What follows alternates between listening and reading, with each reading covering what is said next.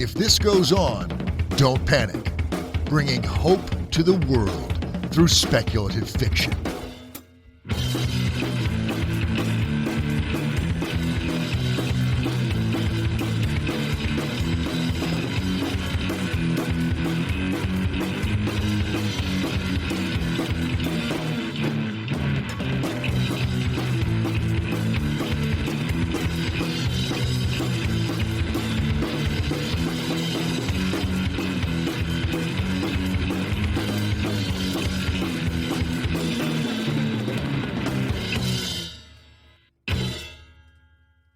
Hello and welcome to the fourth part of our column called Speculative Whiteness. My name is Alan Bailey, and I'll be your co-host for this column.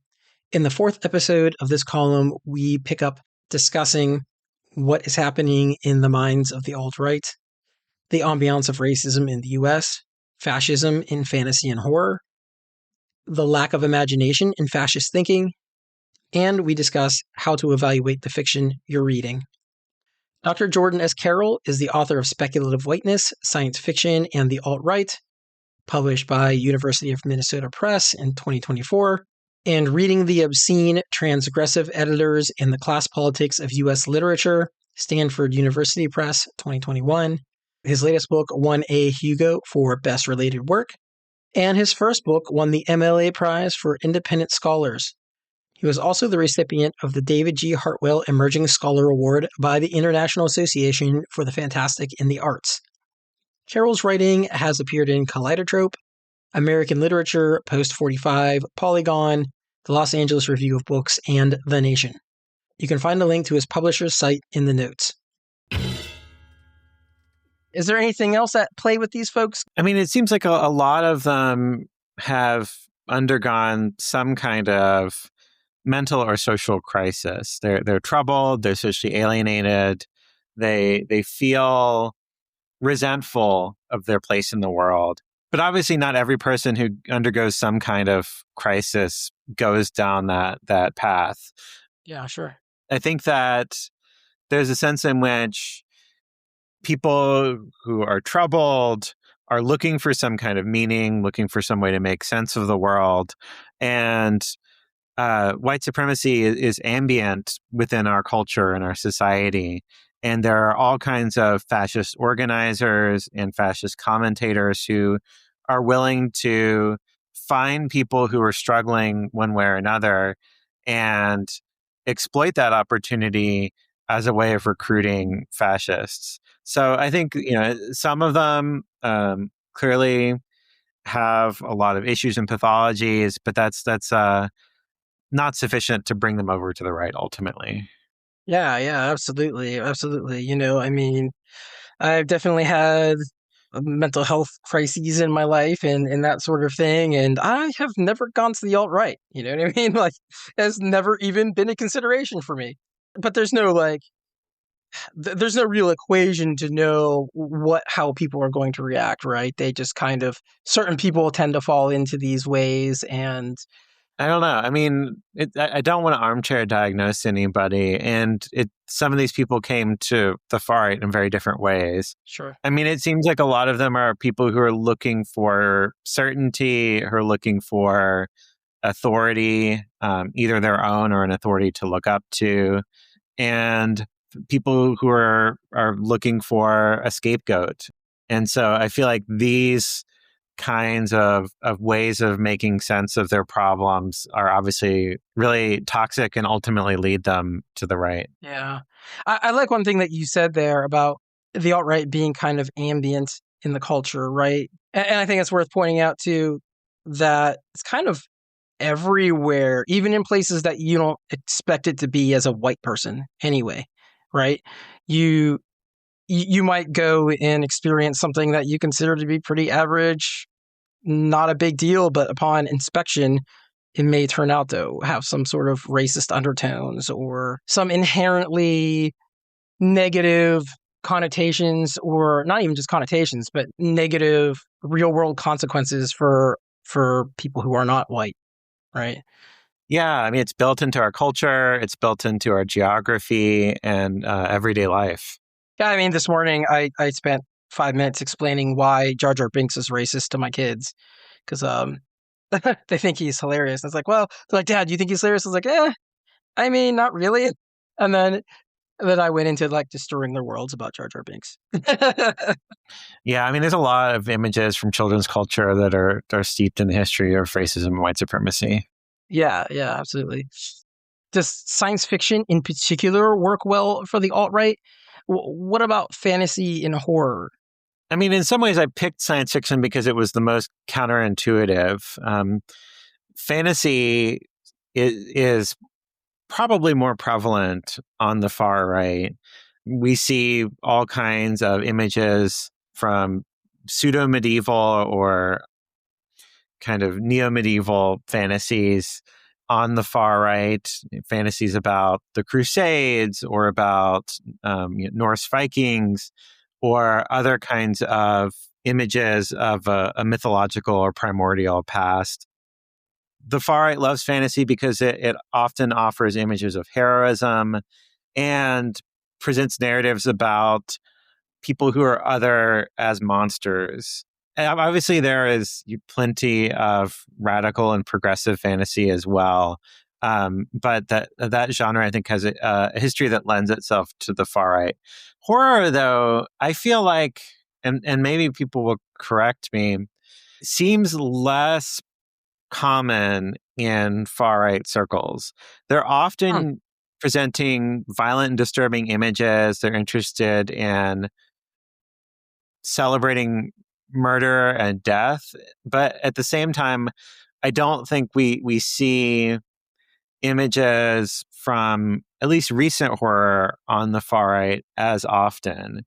I mean, they depict their perceived enemies as monstrous, but I think there's something about horror that resists full appropriation into the far right because in the best horror, for one, the monster is often normalcy. Like the monster is often the patriarch, or it's racism or class society. It's something internal to the order of things rather than something external that kind of breaks in. But also, I think like there's something like pessimistic about horror often, where the far right thinks that there's a way to order the world where everyone will be. I shouldn't say everyone, where white people will be at home with themselves and at home with where they live, and they'll feel okay. Whereas horror is often unsettling. It's often suggesting that life is inherently tragic, that we'll never fully feel at home, that death is always present, and where those kinds of fantasies of normalcy are going to be undone one way or another. So I don't know. I haven't looked enough into it, but it feels like at least recent fantasy is less conducive to the far right. But again, like images of vampires and other kinds of monsters have often been called up in support of racial ideologies and white supremacy. Sure. Interesting. Okay. Like yourself, horror has not been my main thing. It's been mostly fantasy and science fiction. I was more of a horror writer when I was a kid, but back then I wasn't really looking for this stuff. The only thing I could think of is just there was a lot of like middle-aged white dudes in the 70s and the 80s writing horror, and that was it. Yeah. A result of a racist publishing industry, but I don't think Peter Straub and think racist. You know what I mean? Or Stephen King or anything like that. Yeah, I imagine that if we really dug into some of the authors in the horror boom, we'd probably find that not all of them are as liberal as somebody like Stephen King. Mhm. Yeah, that'd be interesting to look at. I mean, I guess like to some extent there are people on the far right who are into like H.P. Lovecraft. I was just about to ask about that. Yep. Yeah, but I mean it's complicated because like on one hand, Lovecraft is an embodiment of white supremacy, and I think there's no getting around that. I don't believe that we can say, oh, well, he's of his time. I think that he was a virulent racist, and he made this choice at a moment in which anti-racism was a live option for him. On the other hand, he also, and I think this is why we could talk about this more. It might be useful sometimes to read problematic authors. He also provides like a perfect diagnosis of what's wrong with white supremacy. Like his characters are neurotic, and ultimately they fall apart in the face of how the world actually works. Mm-hmm. And so, I mean, it seems like for someone to uphold Lovecraft as a fascist figure is right on some level, but I think ultimately misses the way that he inadvertently provides a critique of himself and undermines his own claims. And I think that's also why he's able to be reappropriated by authors of color and queer authors and others who are interested in not taking up the position of the white protagonist who's scared of absolutely everything and instantly goes insane when he confronts someone different, but rather interested in exploring, what does it mean to be the monster in that narrative? That's so interesting. I had never thought about that before. That's, yeah, very interesting critique there. I think I want to change gears just slightly and talk about like some more current events here.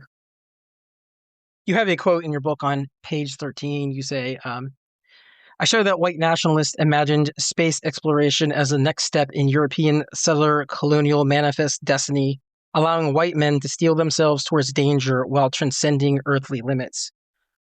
Is that what's going on with people like Elon Musk and Jeff Bezos who are, doing these, well, everyone knows that Elon Musk wants to settle Mars, and then Jeff Bezos has been flying himself into space, and they're trying to, I don't know, further colonialize, I guess, the galaxy. Like, would you agree with that? Is that what's going on? I definitely think that settler colonialism is integral to a lot of discourse surrounding space exploration. We saw, for example, Trump invoking manifest destiny when he talked about colonizing Mars during his, I believe, his inaugural address for his latest term. But at the same time, I do think that someone like Musk is doing something a little bit different from somebody like Richard Spencer. For Spencer and a lot of the alt-right, space colonization is a romantic project. It's about taking part in some kind of sublime project of transcending boundaries, moving beyond any kinds of limits.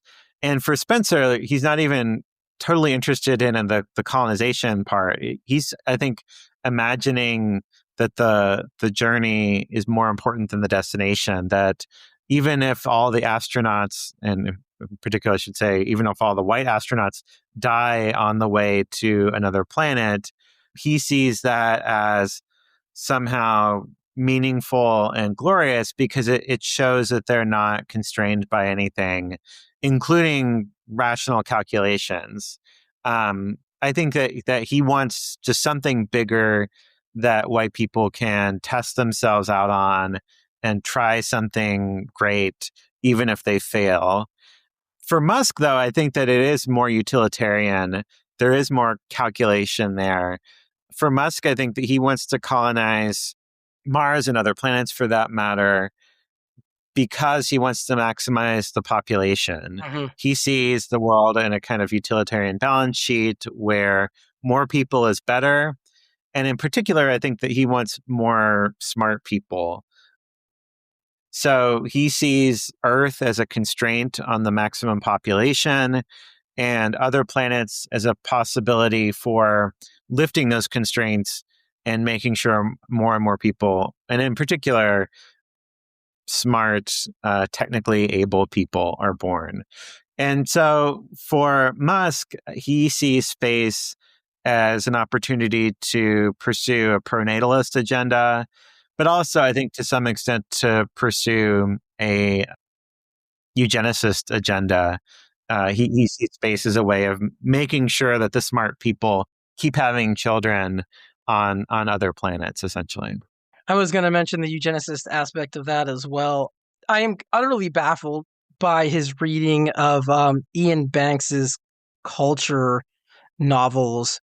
I don't know if you've heard him talk about it, but he thinks it's like this big libertarian story when clearly it's more about socialism, right? Can you speak to how they misinterpret things so wildly? I don't know. I mean, I think Musk is just not a very close reader. It often feels like these texts are emblems of something rather than actually narratives that he engages with. Mm-hmm. I think it's ideology overpowering critical thinking, and he's able to derive whatever meaning that he wants from these texts. Yeah, yeah. I recently interviewed Harry Turtledove, and I asked him, how do you keep people from misinterpreting your work? Because there's always a danger of that, right? And he, in particular, writes a lot about fascists, and he's very anti-fascist. His answer just was, "You just really can't. You just put it out there, and you hope for the best. You try to make it as obvious as you can, but people are going to interpret how they interpret." Yeah, I mean, I've been noticing even David Lynch is being taken up by some people on the right, and it astounds me that anybody could watch Huh. a David Lynch film and see that as anything other than an indictment of white suburban normalcy. So, yeah, I do think that in some ways it's the death of the author that once you've written something, it's out of your hands, and other people can take it up and make it what they want. So I think that there's no way to entirely head off at the possibility of misinterpretation. Mm-hmm. Let me flip that around a little bit. How does the average reader go about identifying problematic stories when they are the ones reading? Like, how do they, let me rephrase that. How can they be critical readers and find racism in stories that they may not see at a surface level? I think a lot of it comes down to educating oneself. I think that in order to read critically, we have to know the history of racism and white supremacy, as well as the history of gender, sexuality, and class inequality. But I also think that, I mean, it comes down to what are the fundamental assumptions of the story? Does it assume that all human beings are equal and have the same potential for good and evil, for brilliance or ignorance? If it doesn't, then it seems like something might be problematic with the story. So I think just knowing history, seeking out cultural and political history surrounding this topic, but also thinking about like what are the basic beliefs and ideologies that this story embodies. Interesting. Thanks. So my last question for this section is just like kind of a personal question for you. You've read a lot of right wing literature at this point. To me, it sounds like it would be rather dull because of the politics. Like, I just don't think I could get through it. You know what I mean? And to me, that politics just inherently holds like a lack of imagination. But is there anything that you've read that, you know, at least had some merit to it? Yeah, I mean, I think you're right that the politics prevents fascist science fiction from being any good for the most part. There's something about that politics it's too aggressive and dogmatic and mean spirited that I think undermines complex storytelling. Often in far right fiction, the heroes are two dimensional and the villains are one dimensional, and the ending of the narrative is a foregone conclusion. Like we know that the white heroes are going to win in the end. So even though they often throw in a lot of adventure mechanics to try to make things interesting, it doesn't always maintain any kind of narrative suspense. Mm-hmm. There are conservative science fiction authors that I sometimes enjoy despite moments of bad politics. And there's a long history of reactionary modernists as well who despite their personal politics, can sometimes have caustic critiques of the modern world as well. But in terms of the far right, in terms of outright fascists and contemporary storytelling, they don't have very much to offer. I honestly don't know how you made it through all those stories. Like, there had to have been a couple where you're just like, I just can't finish this anymore. Oh yeah. No, I mean, it's pretty grueling. There are moments when one has to skim. That's all for this episode. Don't forget to rate and review us if you like what we're doing. You can find us on Patreon and Ko-fi if you'd like to support us monetarily. In the next episode of this series, called This Snowflake is an Avalanche, we talk about how to push back against the fascists in science fiction. Keep an eye out for that episode coming soon.